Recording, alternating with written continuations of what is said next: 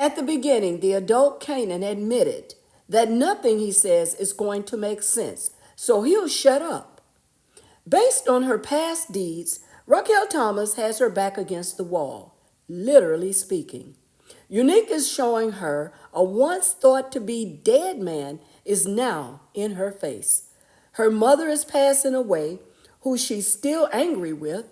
Her crime boss associate is pissed that she has been so messy. Her son believes that she's making the wrong call in business and personal life. And her brothers, well, while standing by her, they don't know what to make of this mess. And the icing on the cake, she's got no work and probably won't see any work for another 3 weeks, long enough for Unique to erase her off the streets and complete his takeover.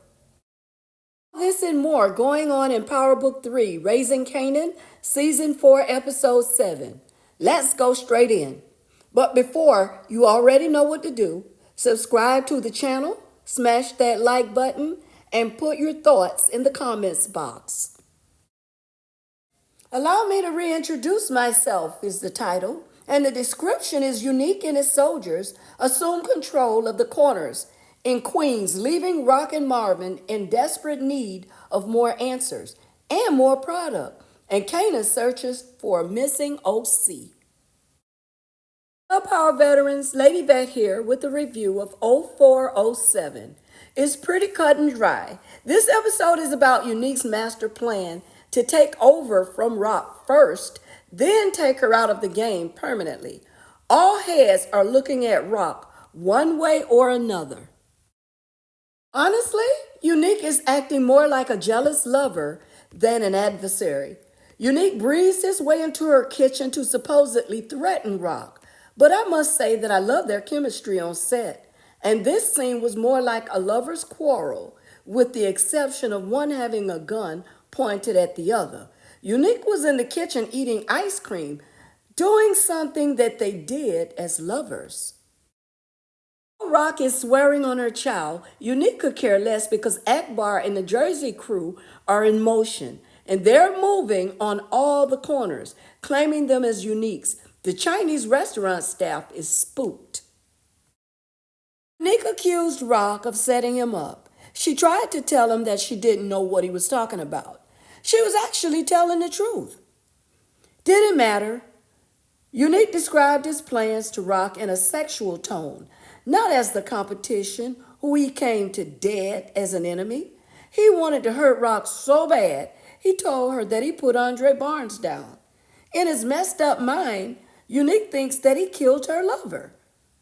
If Unique wasn't whipped, Russo and nobody else could have stopped him from putting Rock down on sight, solely on the strength of all that he said about being beat down, thrown out with the trash, and left for dead, including dropping his brother.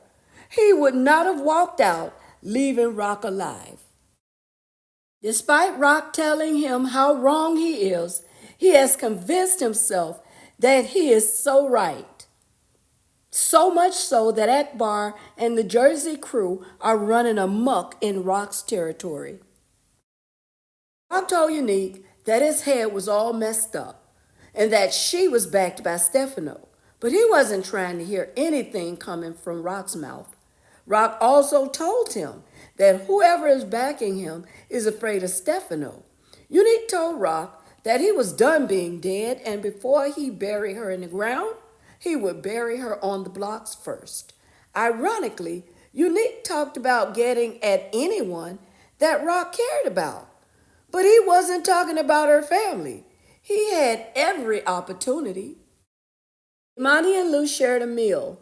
Lou tried to explain his encounter with Jessica as simply two hurting people comforting each other. Imani seemed to be back in Lou's good graces. Rock had Marvin, Kanan, and Jukebox at her house, letting them know that Unique is alive. Marvin asked about Rock's security, but she gave them time off. Rock told them all what Unique believed. Kanan wanted to strike back. He asked Rock, why didn't he put you down? But Rock told him that he didn't want smoke from everybody behind her. Jukebox asked about Famous. Rock didn't believe that Unique put Famous down, so we're still on who killed Famous. Marvin, like Kanan, is ready to hit back, but Rock wants them to stand down. Kanan accused Rock of not being a good leader and not holding down the top spot. Rock told Kanan that he should be thanking her for cleaning up all of his messes. He thanked her for messing things up and walked out. Just like his mother, Kanan refused to own his mess ups. Jukebox told Marvin and Rock that they need to listen. Then she walked out, leaving Rock and Marvin looking confused. After being alive for almost 6 months, going to Rock's house to threaten her and have some ice cream, Unique finally made his way to see Pernessa, who will eventually find out that while she was still thinking that he was dead, he was at Rock's house. She was shocked and happy to see Unique. After Lou had made up with Imani, Lou joined Marvin at Rock's house.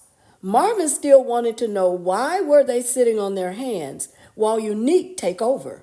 Rock was talking about running stuff up the flagpole, and Lou was with Marvin and Kanan that they needed to act on the situation. Marvin welcomed Lou back in the game. Lou reminded him that he never left. Rock's plan was to gather intel while making rounds, then come up with a battle plan. Unique discussed everything with Pernessa, accusing Rock of his fall from grace. Pernessa told Unique that she can't see Rock doing all this with Ronnie. Then came the traumatic brain-injured Unique, screaming and asking Pernessa if she knows better than him. I done seen all that shit and then some. And now you turning on me too? No. You still fucking bitch out here who gonna stand by a fucking man. I'm with you. I'm with you. Come here, it's me. It's me. I'm just. Me and Jerome was alone out here. Pernessa was caught off guard, but she managed to calm Unique down. But the question is, for how long? Kanan and Jukebox have a meet to figure out where they fit in all this. Jukebox's concern is with Famous, while Kanan is convinced that this Unique stuff is about Rock. Jukebox made it clear that she's a solo act and just wants to know who put Famous down. This untrustworthy Kanan is talking about who he can trust and wanting to surround himself with that. Then he tells Jukebox that he's been skimming off the top in the same breath for his own business. No Rock, no Ronnie, no Unique. As for Famous, they are focusing on the crooked cops. While surveying the lay of the land, Rock and Marvin met with Snaps and Pop, where Snaps said that Unique moved in silence. Rock told them that Unique wants them because he believes she stole his work and killed his brother. Something Pop said sounded just like Rock. Snaps said that Unique would only go against Rock if he had similar backing and pointed out that they are not together because they work with Kanan, not her. Rock is being pushed away by all the players. Snap suggested Rock reach out to Stefano and consider them warned. Uncle Erwin is almost held hostage with Unique's man. He's turning Rock's customers away from the Chinese restaurant to another spot. Erwin is silent and uneasy, just as he told Rock. As he gazed away into the distance, Unique pulls up, overseeing his ill-gotten territory and locking eyes with Uncle Erwin. So after getting little or nothing from Snaps and Pop, next, Rock and Marvin met with Stefano. He pointed out that the 5 boroughs aren't in this with Unique, and that more than likely the smoke is coming from Jersey. Rock wanted them called off, but that ain't happening because backing Unique is a message that they're looking at Stefano sideways to engage in a proxy war. So Rock tells Stefano that they aren't going to war for Stefano and nobody else. But hold on, Rock, Stefano reminded her that she's out of work, refused to play nice with Quan, pretty much bringing this on herself. And while she's waiting on the Afghan, Unique is taking all of her business. Rock is confident, but Stefano wants to know where it's coming from considering the facts. He's going to do some intel of his own and wants them to keep their pistols in their pockets. Stefano told Rock that he hopes her feelings for Unique won't get in the way of what needs to happen next. Gilmer got skimmed. Kanan went to check on his private stash when he saw the broken lock on his unit and his stash missing. Kanan is not a happy player, so he's heated as he heads out to get answers. Rock and Marvin leave Stefano, understanding that the Fettuccine guys wants their battle fought through them as payback for killing Sal. Marvin wants Unique, the head of the resurrected snake, put down. Rock realizes that Jersey is using Unique and them to get at Stefano. Marvin thought to play nice with Unique until the Afghan comes through and put him out of business. Rock, on the other hand, know that Stefano ain't playing nice or looking weak in front of the other families. Marvin surmises that maybe they make a move on Stefano. Unique in his craziness got the whole South Side up in arms, trying to make protective moves or take cover. Well, we know that Uncle Marvin ain't scared. Unique brings Pernessa to their new home. She's impressed, loving their new home. But the crazy Unique raises up again to tell her that she can't go back to the South Side until he says so. Then he tells her that she and Jerome was his only two witnesses. When Pernessa said that she'll need to check on her mother, he says, nah, F your moms. Run now, Pernessa, run. Pernessa tells Unique that she has to take her mom for dialysis. Neek says one of the guys will take her mother because she's going to do what he tells her to do with no questions asked. How many different Uniques will Pernessa need to see to understand that the old Unique is dead? Marvin waited for Jukebox to come home to let her know that with all the stupidness going on, she should be protected, so he gave her a strap, at least until the dust settles. He also wanted her to know that he is not telling her to be wilding out on the block. He doesn't want the life for Jukebox, and she reminded him that she's in it. Rock met with Hafiz to try and move him along. She talked about losing business, and he talked about moving as fast as he could. Hafiz gave an ETA of 1 month, of which Rock doesn't have. Kanan is upset and desperately looking for a missing OC, of which none of the guys have seen. Kanan wants his guys to do something, but they don't know what to do. They've got no work. Now, what was it that Kanan told Rock earlier about leaders taking care of their people and always messing things up? Feeling confident and strapped, Jukebox is out when a group of guys pass by her, making noise about loving black chicks. Juke was ready to light him up when he and his crew continued on their way, but not before Jukebox stopped and got a good look at him.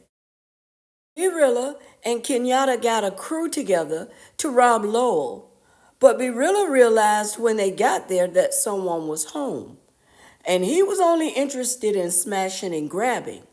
Too late, because they were there and didn't mind someone being home if they needed help getting in a safe.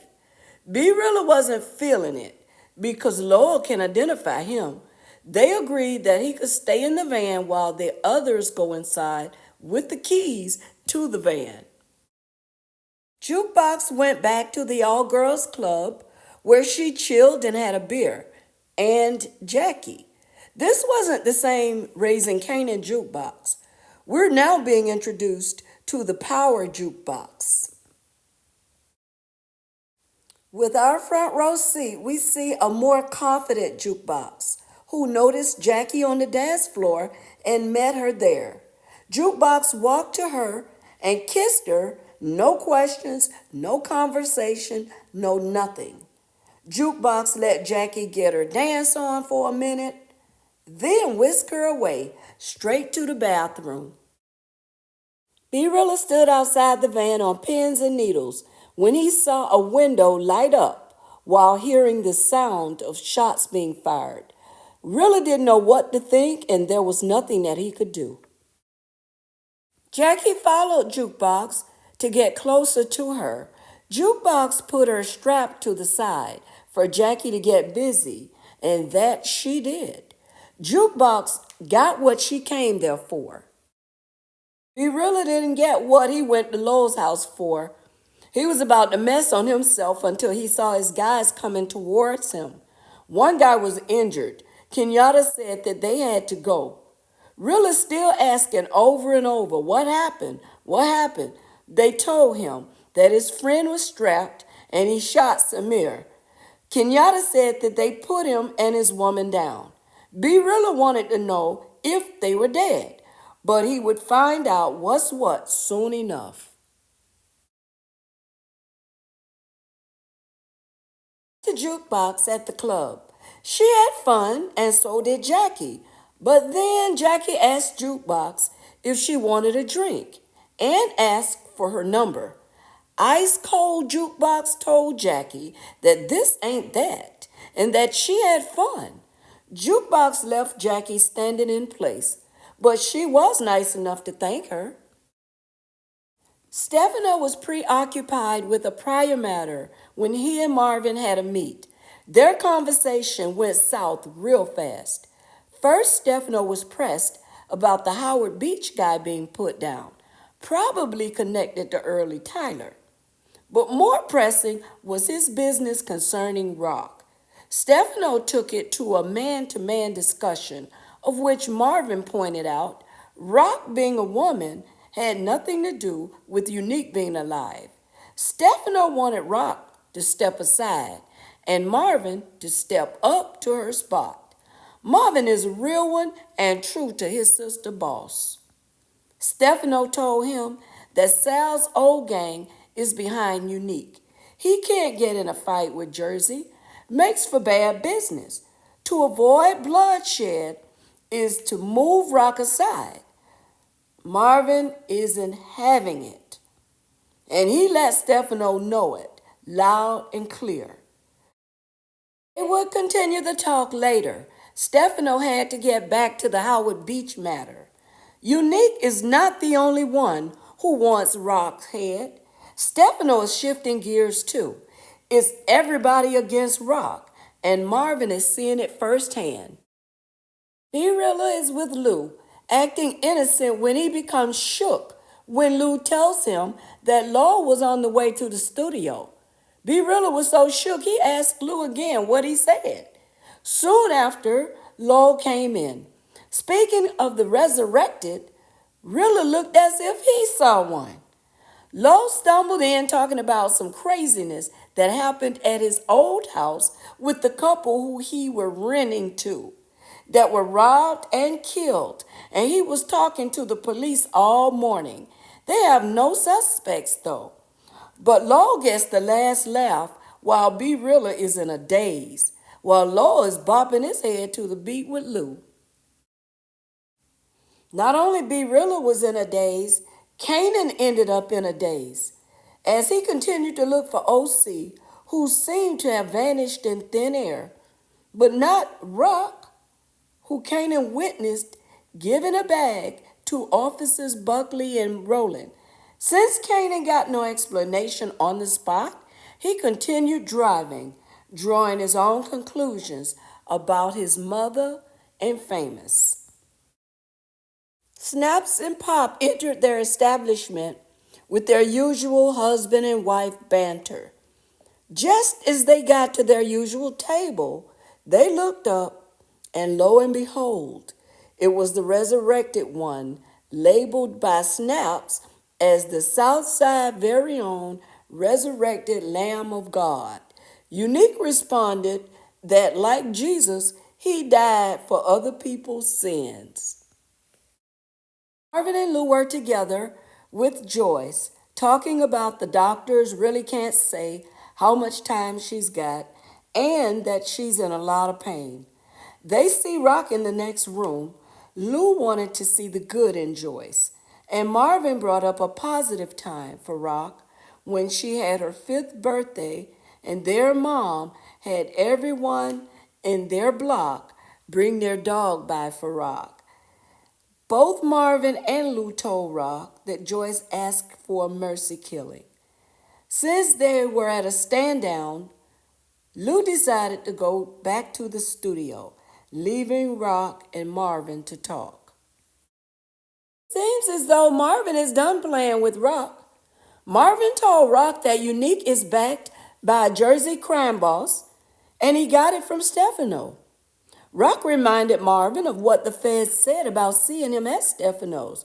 Marvin told Rock that he did some side work. It was between he and Stefano, and he doesn't answer to her. Marvin told Rock to go see Ma Joyce, that it would be good for her. Crystal came home to find Kanan sitting in the dark. She asked Kanan what's up, and he wanted to know if he could trust her. Because of being told in the past by people who loved him, but he can't trust them. He told Crystal that he knows who killed Famous. When she asked who, he replied his mother. Kanan is hurt. At the end of the episode and the end of Joyce's life, Rock went in to see her. Rock admitted that her mother did a good thing when she was 5. They talked about what Joyce asked Marvin and Lou to do and why didn't she ask Rock. Joyce told Rock that she didn't want to hurt anymore. Rock asked her for the medicine to do the mercy killing after she asked her mother if she wanted her to do it. Rock administered the medicine. Joyce told Rock that she was her only daughter, and Rock said that she was her only mother. Then Joyce told Rock to take care of her brothers, Marvin and Lou, and take care of her son. Rock turned the light off. She held her mother's hand. They cried together. Then they both were free.